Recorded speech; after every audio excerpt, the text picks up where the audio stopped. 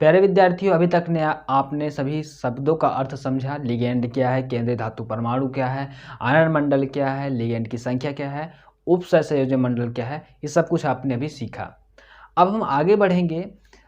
अब सबसे महत्वपूर्ण चीज़ जो है आवर्त सारणी, आप सबको आनी चाहिए। आवर्त सारणी, आवर्त सारणी एक अपना अहम रोल अदा करता है। वो कैसे? क्योंकि आवर्त सारणी जो है this is the base of chemistry. जब तक हम इस बेस को, ये हमारा बेस है। जैसे कि हम इंग्लिश सीखते हैं तो हमें क्या आनी चाहिए? ABCD आनी चाहिए। यदि हम मैथ सीखें तो 1 2 3 आनी चाहिए, ठीक है। और यदि हम हिंदी सीखते हैं तो हिंदी में का, खा, गा, घा, आ, छोटा, बड़ा, ये सब कुछ आना चाहिए। इसी प्रकार जब हम केमिस्ट्री पढ़ते हैं तो सबसे महत्वपूर्ण चीज़ जो होता है आवर्त सारणी। आवर्त सारणी में जैसे hydrogen, lithium, sodium, potassium, rubidium, caesium, francium. आवर्त सारणी में ही एक चीज़ है लैटिन नाम, काफ़ी महत्वपूर्ण है। लैटिन नाम आपको पता भी नहीं होगा शायद, ये काफ़ी महत्वपूर्ण है लैटिन नाम। लगभग मैं बता देता हूँ कि यदि आप जितने भी स्टूडेंट इस क्लास को यदि आप देख रहे हैं, आप में से बहुत कम ही स्टूडेंट होंगे जिनको पता होगा लैटिन नाम हम आवर्त सारणी में यूज करते हैं।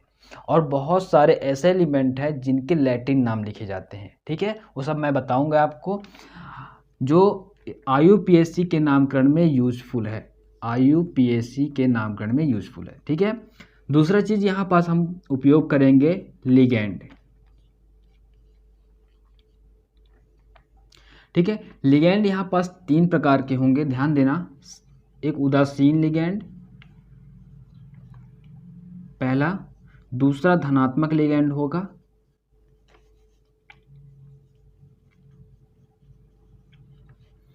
तीसरा जो होगा ऋणात्मक लिगेंड, ठीक है। 3 चीजें होती हैं। फिर इसके बाद एक धनात्मक मूलक,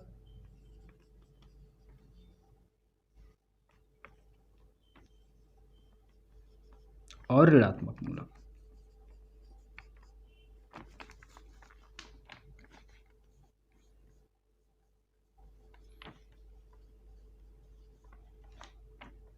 यानी कि हमें कितने चीज़ें आवश्यकता है? 1 2 3 4 ये 5, ठीक है। पहला हमारा सबसे महत्वपूर्ण चीज़ है आवर्त सारणी याद करना। आप सबको आवर्त सारणी आनी चाहिए। यदि आता है तो अच्छी बात है, नहीं आता है तो मेरी बात को ध्यान से सुनना। Periodic table by Rahul Gupta के नाम से आप हमारे चैनल पर जाइए, एक प्लेलिस्ट मिलेगा। उस प्लेलिस्ट में 12 वीडियो हैं, ठीक है। Periodic table by Rahul Gupta, उस नाम से आपको एक प्लेलिस्ट मिलेगी। और उस प्लेलिस्ट में जाएंगे तो लगभग 12 वीडियो किस पर है? आवर्त सारणी पर केवल, ठीक है। उसको आप कंप्लीटली करिए, चाहे 12 क्लास एक दिन में देख लें या फिर एक एक दिन करके सीखें, वो आपके ऊपर है। अब दूसरा जो है लैटिन नाम, लैटिन नाम पर आते हैं और फिर हम लिगेंड की संख्या बताएंगे। धनात्मक मूलक, ऋणात्मक मूलक कहाँ सीखना है वो भी मैं आपको बता दूंगा, ठीक है। 2 चीज़ के बारे में आपको बताऊंगा, एक लिगेंड बताऊंगा और एक लैटिन नाम बताऊंगा। प्यारे विद्यार्थियों, दूसरा जो महत्वपूर्ण चीज़ है लैटिन नाम। लैटिन नाम कुछ ही एलिमेंट के होते हैं, इसको समझ लीजिएगा, काफ़ी इंपॉर्टेंट है और आपके लिए यूजफुल भी है, ठीक है। सबसे पहले आप एक काम करें, इसका एक स्क्रीनशॉट लें और फिर हम आगे बताते हैं इसके बारे में। यहाँ पास अब अगला जो है लैटिन नाम, काफ़ी महत्वपूर्ण है। आप समझिए, यहाँ पर जैसे सोडियम लिखा हुआ है, सोडियम, इस सोडियम का संकेत क्या है? Na। आप सबको पता है सोडियम का संकेत क्या है? Na है। लेकिन इस सोडियम में देखिए, यहाँ पास इसकी स्पेलिंग लिखी हुई है SODIUM। सोडियम में कहीं भी आपको Na दिख रहा है? क्योंकि हमने इसका संकेत तो Na लिख दिया है, कहीं भी दिख रहा है? नहीं है। आप सभी एलिमेंट का देखेंगे, इतने एलिमेंट को छोड़कर आवर्त सारणी में जितने भी एलिमेंट है आप सबको देखिए, उसके संकेत उसके नाम में मिल जाते हैं, उसके नाम में उसके संकेत आपको मिल जाएंगे। लेकिन इसमें ऐसा नहीं है। अब यहाँ पर देखिए सोडियम, तो जो सोडियम में हमें Na संकेत नहीं मिलता है तो हम इसका लैटिन नाम लिखते हैं, इसको हम बोलते हैं नाइट्रियम, ठीक है। अब नाइट्रियम पर देखिए इसका संकेत मिल गया हमको Na, ठीक है। तो इसका लैटिन नाम क्या है? नाइट्रियम है। अब पोटेशियम पर आते हैं, ये पोटेशियम लिखा हुआ है, कहीं भी आपको K दिख रहा है? नहीं है, इसका संकेत जबकि क्या है? K है, तो इसका नाम लिख लीजिए कैलियम, ठीक है। यदि आपको हिंदी लिखना है तो बगल में आप लिखते जाइए। इसका नाम है नाइट्रियम, इसका नाम है कैलियम, ठीक है, हिंदी में लिख लीजिए। अब यहाँ पास लिखा हुआ है टंगस्टन। टंगस्टन का जो संकेत है डब्लू है, लेकिन यहाँ पास हमको कहीं भी डब्लू नहीं मिल रहा है, तो इसका नाम वुल्फ्राम हो जाएगा, ठीक है। अगले पर आते हैं, आयरन पर आते हैं। तो IORN में कहीं भी हमको Fe नहीं मिल रहा है, तो इसका संकेत जबकि Fe है, तो इसका नाम हो जाएगा फेरम हो जाएगा, ठीक है। कॉपर पर आते हैं। कॉपर में यदि हम आए तो यहाँ पर COPPER लिखा हुआ है, Cu हमें नहीं मिल रहा है, तो ये हो जाएगा, इसका संकेत क्या है, Cu है, तो कॉपर का क्या हो जाएगा, क्यूप्रम हो जाएगा, ठीक है। अब आते हैं सिल्वर पर। सिल्वर का संकेत क्या है अपने पास, Ag है, देख पा रहे हैं, सभी को दिख रहा है Ag है। क्या सिल्वर में कहीं भी Ag दिख रहा है, बिल्कुल भी नहीं है, तो इसका नाम क्या हो जाएगा, अर्जेंटम हो जाएगा। अर्जेंटम में देखिए ये A है और Ga है, ठीक है। कॉपर में Cu है, Fe मिल गया, टंगस्टन में W मिल गया, कैलियम ये पोटेशियम में हमें K मिल जाता है, ठीक है। मरकरी का संकेत Hg है, लेकिन इसमें Hg है कहीं पास नहीं है, तो यहाँ पास आते हैं हाइड्रोजीनियम में देखिए हाइड्रोजन ये हमको मिल गया और Ga मिल गया, तो Hg संकेत हमको मिल गया। टिन की बात करेंगे, टिन Tin है, इसमें Sn हम इसका जबकि संकेत क्या है, Sn है। Sn जब संकेत है तो इसमें Sn है नहीं है, तो इसको नाम लिखेंगे स्टैनम, ठीक है। इसके बाद लेड पर आते हैं, LEAD, ठीक है, लेड लिखा हुआ है, तो इसमें देखिए कहीं भी Pb लिखा हुआ है नहीं है, जबकि इसका संकेत क्या है, Pb है। अब यहाँ पास आते हैं, इसका नाम प्लम्बम हो जाता है, ठीक है, PLUMBUM, ठीक है, प्लम्बम हो जाएगा, तो Pa मिल जाएगा और Ba हो जाएगा।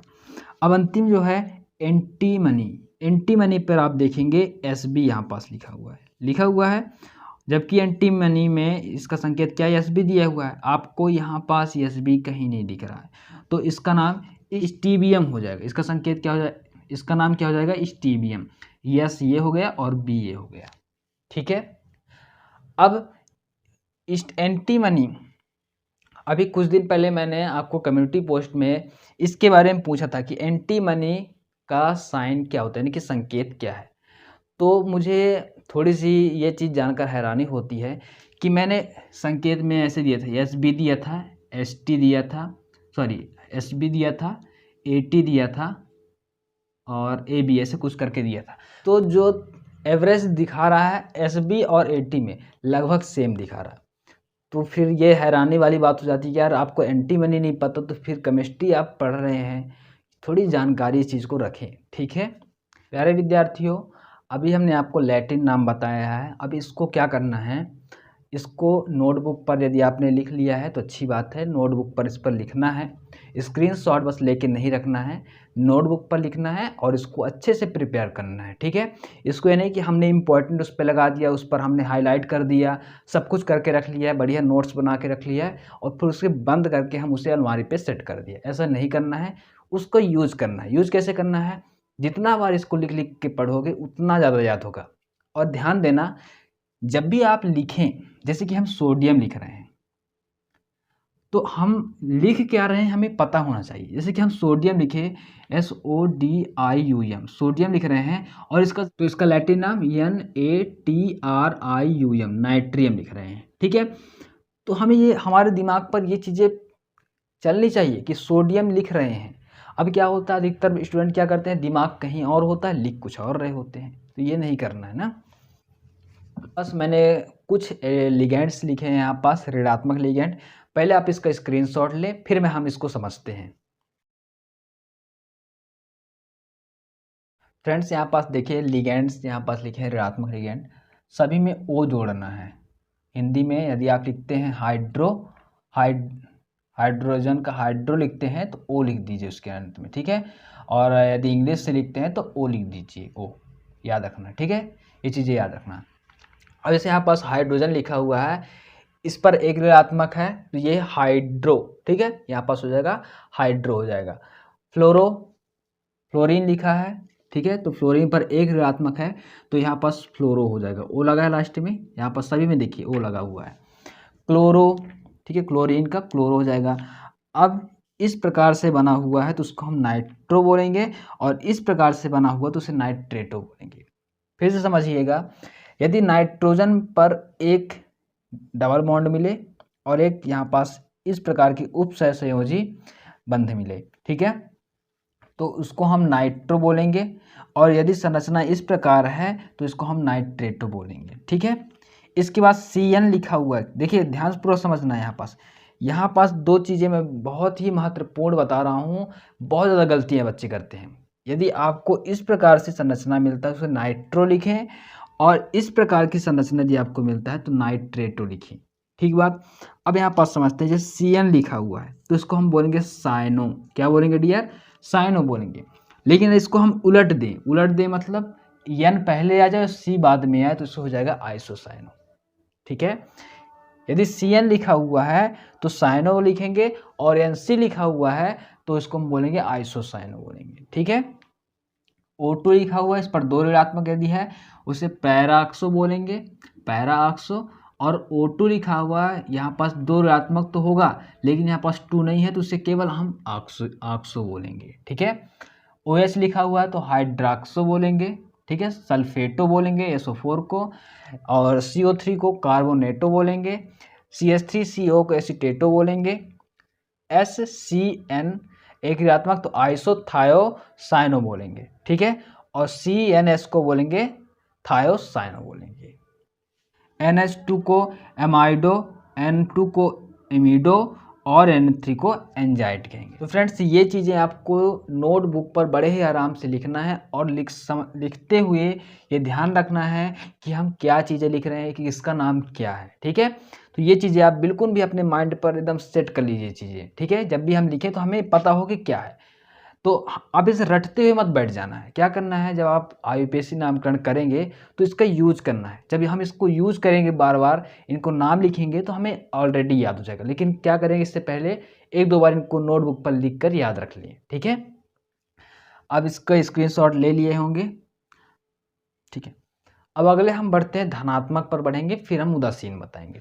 फ्रेंड्स अगला जो है धनात्मक लिगेंड, NO को हम नाइट्रोसोनियम बोलेंगे। NO2 यदि धनायन है तो नाइट्रोनियम होगा, ठीक है, नाइट्रोनियम। और यदि H2N3 प्लस आयन है तो हाइड्राजीनियम बोलेंगे, ठीक है, हाइड्राजीनियम कहेंगे,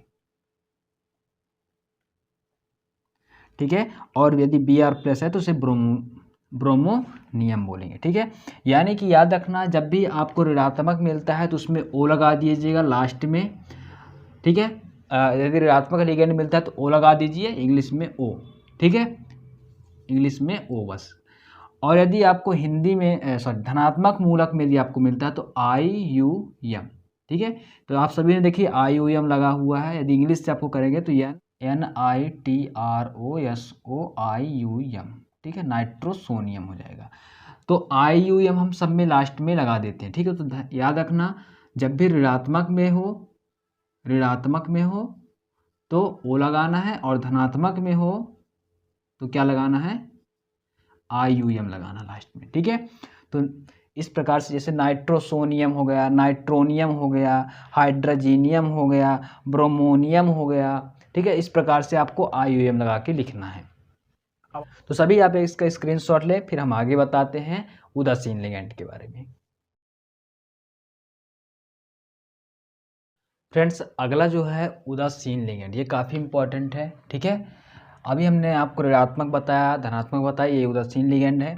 उदासीन लिगेंड में देखिए क्या क्या है, तो H2O क्या बोलेंगे, एक्वा बोलेंगे, NH3 को बोलेंगे एमीन बोलेंगे। याद रखना ये काफ़ी इंपॉर्टेंट, और ये बार बार आएंगे, ये शब्द काफ़ी बार बार आएंगे, याद रखना इसको।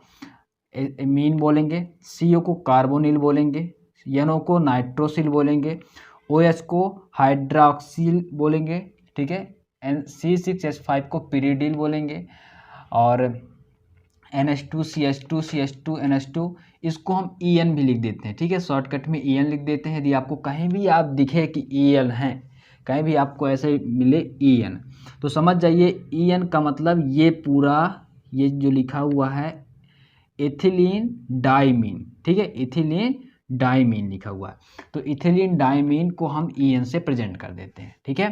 फिर अगला है C6H5 का होल थ्राइस P यानी फास्फोरस, ट्राइफेनिल फास्फेन हो गया।